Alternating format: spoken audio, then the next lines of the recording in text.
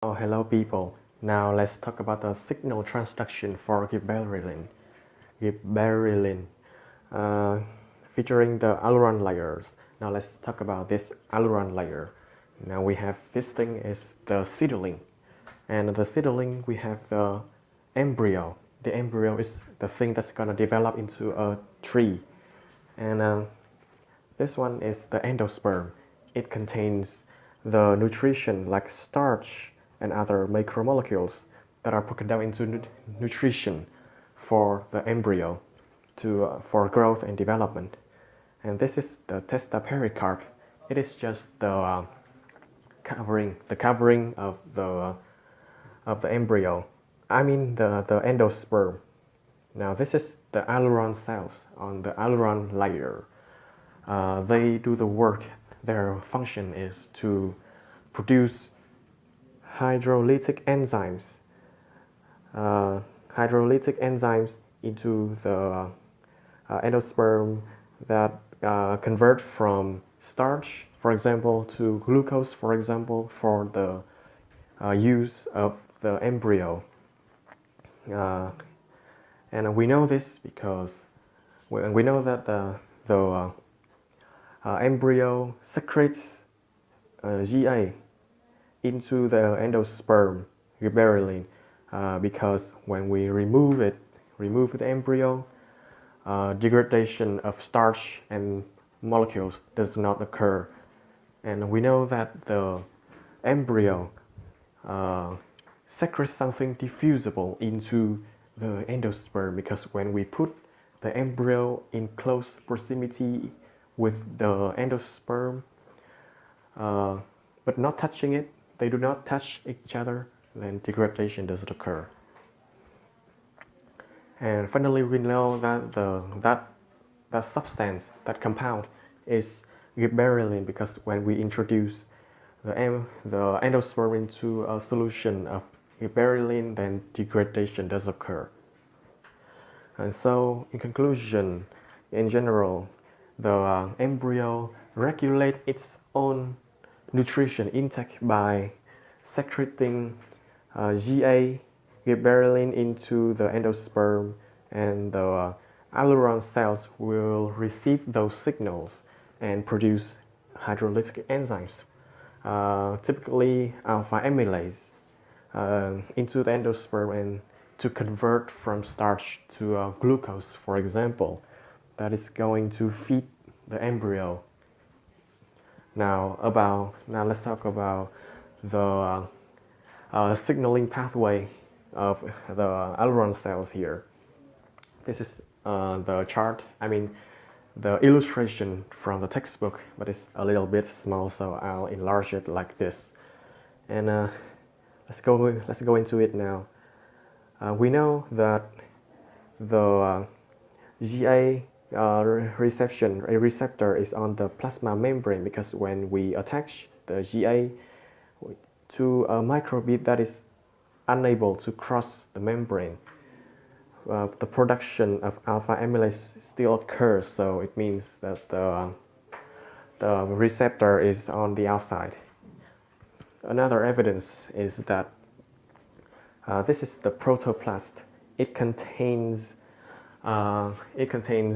proteins for the production of as the material for the production of alpha amylase.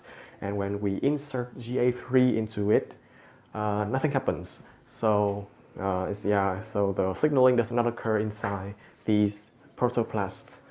But when we immerse them, into GA3, then production does occur. It means that the signaling is outside these protoplasts. And next, this is the G protein, the cyclic GMP, and we know that it contributes somehow to the pathway because when we introduce GA, then this is the diagram for the response to GA over time. And we see that the cyclic GMP is stimulated by GA here. And here, look at this. This is calcium. the calcium plays some role in the secretion of alpha amylase, but not in the production. We know that because when there is no calcium, then production does occur just as normal, but the secretion does not occur. Okay, so that's for calcium, just secretion, not production. And next, we know that there is some intermediate protein in the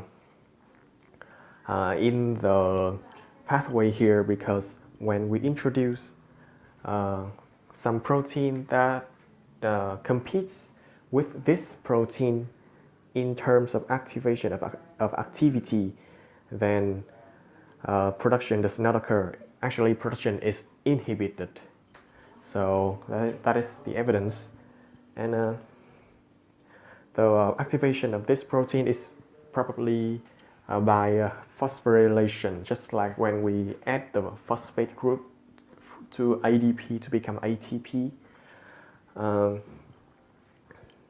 And now about the protein production here, we have these two genes. These two genes. Just now look at this graph. You see that the alpha amylase transcription is like the curve is like a shift from the GAMYB mRNA transcription. So they are like two linear steps on the process. And we know that GA1, gibberellin, stimulates the production of alpha amylase, not just the secretion, because when we introduce heavy isotopes or radioactive isotopes like carbon-14 into the materials for production, the secreted alpha amylase does contain those isotopes. It means that they are synthesized, not just that they are already there and then secreted. And now let's talk about the production of alpha amylase. Now you see that this intermediate protein will bind to the repressor to release it, and transcription can occur. This is the RNA polymerase, and it will transcribe the gene into mRNA, and the mRNA will be translated by the ribosome tRNA into the transcription factor. Here is a protein, and this protein will again stimulate the transcription and translation of the alpha amylase gene like this. Polymerase and ribosome, and the ribosome here is attached to the rough ER outside the nucleus. We know that the GAMYB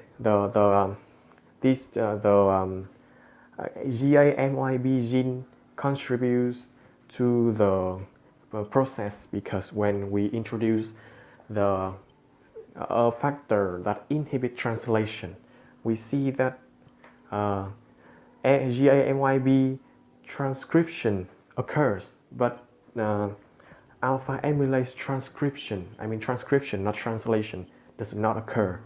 That's because there's no translation, so there's no transcription factor for the alpha amylase. Okay, that's the end.